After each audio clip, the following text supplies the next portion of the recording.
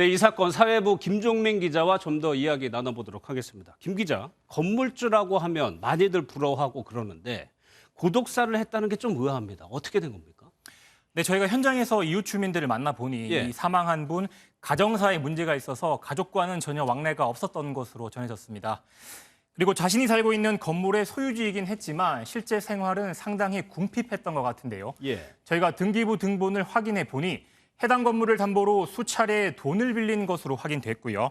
개인 채무로 인해서 건물이 경매에 넘어가기도 했습니다. 아, 그렇군요.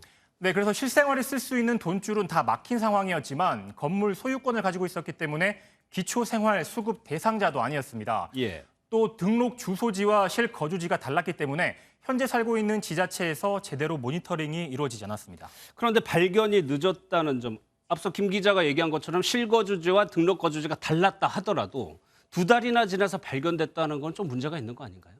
네, 그렇습니다. 사망자가 소유한 건물 1층에 상가가 있었는데요. 이 예. 상가 직원이 한 달 전에 지자체에 신고를 했습니다. 한 달 전에. 네, 그렇습니다. 신고를 했는데 지자체에서는 이 사망자가 실제 거주하고 있는 이 서대문구와 그리고 등록돼 있는 등록 주소지가 다르다는 이유로 별다른 조치를 취하지 않은 것으로 확인됐습니다.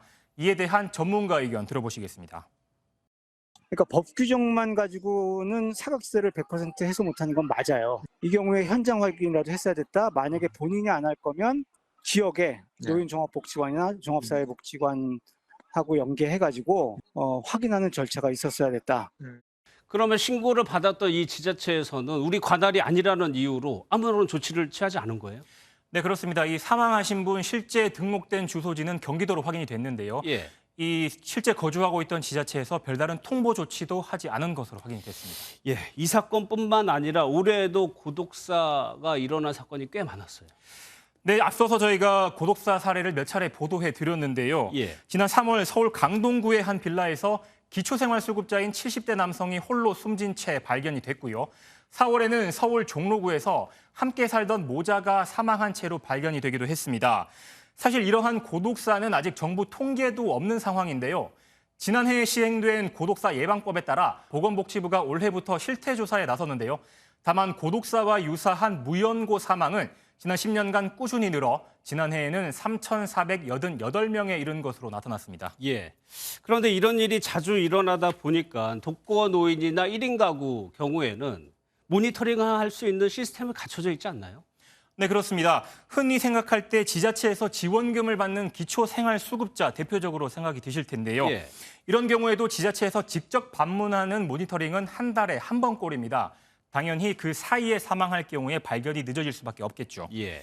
요즘에는 지자체에서 독거노인의 TV 시청 패턴을 분석하거나 전기 사용량 등을 파악해서 이상 징후를 사전에 감지하기도 합니다. 그런데 이런 장치가 모든 1인 가구에 설치가 안 됐을 거란 말이에요. 네, 그렇습니다. 비용 문제 그리고 인력 문제 때문에 이런 고위험 가구를 24시간 동안 모니터링하는 건 사실상 불가능하겠죠. 예. 또 서비스를 받을 개인이 이를 거부할 경우 지자체에서도 사실상 강제할 방법이 없습니다. 전문가들 역시 이번 사례처럼 소득 수준이 높게 잡히더라도 실제로는 궁핍한 경우들이 있다면서 이러한 사각지대를 조금씩 줄여가는 방향이 그나마 현실성 있다고 지적했습니다. 예. 지금까지 사회부 김종민 기자였습니다. 잘 들었습니다.